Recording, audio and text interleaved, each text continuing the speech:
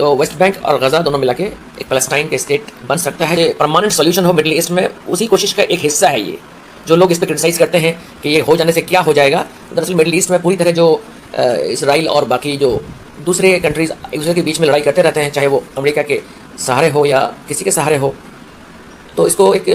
Permanent solution उस इलाके में अगर हो, उसके लिए ये फ्रांस और सऊदी अरबिया, और जिस दिन से स्पेशली इसराइल ने कतर पे हमला किया है, उस दिन से जो है ना, ये जो अरब ममालिक और मुस्लिम ममालिक सारे जितने हैं कंट्रीज़, वो एक तय किया है कि भाई अब जो है ये बर्दाश्त नहीं होगा, और बोलेंगे कि भाई तेल तो है अभी भी वहाँ, तो तेल की वजह से लड़ाई होती रहेगी। लेकिन अब तेल का ज़माना तकरीबन ख़त्म हो रहा है। आजकल टेक्नोलॉजी का ज़माना आ रहा है, न्यूक्लियर फ्यूजन और फिशन का ज़माना आ रहा है, न्यूक्लियर एनर्जी और रिन्यूएबल एनर्जी का ज़माना आ रहा है, इलेक्ट्रिक व्हीकल्स का ज़माना आ रहा है। तो इसको देख के हर आदमी, हर कंट्रीज़ और समझदार जहाँ भी लोग हैं, वो इस बात को मानते हैं कि अब तेल का जो पॉलिटिक्स था, इंटरनेशनल पॉलिटिक्स, जियो पॉलिटिक्स तेल के ज़रिए चलता था, वो नहीं चलेगा।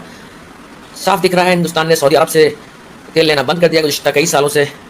वो सिर्फ 1-2, अब ज़्यादा से ज़्यादा 5% शायद लेते हैं या नहीं लेते हैं सऊदी अरब से, लेकिन अब ज़्यादा से ज़्यादा रशिया से वो ले रहे हैं, जब से रशिया पे सैंक्शन लगाया है अमेरिका ने और रशिया ने अपने तेल का दाम कम किया है। तो जियो पॉलिटिक्स में काफ़ी ज़्यादा चेंज आया है, इसलिए अब तेल जो है वो डिटरमिन नहीं करेगा, बल्कि टेक्नोलॉजी, आर्टिफिशियल इंटेलिजेंस और बड़ी बड़ी जो दूसरी चीज़ें तेल के अलावा, वो ज़्यादा मायने रखेंगी। तो फिर अब गज़ा जब डिस्ट्रॉय हो गया पूरी तरह से, तो फिर से उसको बनाना पड़ेगा। उसके लिए भी 22 सितंबर को ही या 23 सितंबर को शायद कनाडा के पीएम ने मैसेज दिया है कि वहाँ वो पूरा साथ देंगे रिकंस्ट्रक्शन के लिए। और ऐसा नहीं कि कोई बिल्डर आके जिस तरह से प्लान कर रहे थे कि कुछ दिन पहले बात हो रही थी हमारे ट्रम्प साहब, वहाँ कोई बहुत अच्छा खूबसूरत सा बीच बनाएंगे और होटल बनाएंगे बड़े बड़े और ये बनाएंगे वो बनाएंगे, तो उस तरह से नहीं बात करके, बल्कि जो स्टेक होल्डर्स हैं वहाँ के, जो महमूद अब्बास जो पैलेस्टाइन लिबरेशन अथॉरिटी हैं, जिसको अभी यूनाइटेड नेशंस का जो 80वां अभी जो UNGA हुआ,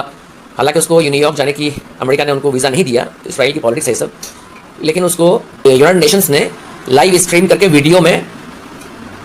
महमूद अब्बास को, फ़लस्तीन की जो अथॉरिटी के जो प्रेसिडेंट है महमूद अब्बास, उनको UNGA की मीटिंग में एड्रेस करने को मिला। तो ये एक बहुत बड़ी बात है। तो इसी की बुनियाद पे हम उम्मीद रखते हैं और पूरी दुनिया उम्मीद रखती है कि उस इलाके में इंशाल्लाह अब अमन, शांति और सुरक्षा, दो चीज़ है जिसकी बात करते हैं जब भी हम लोग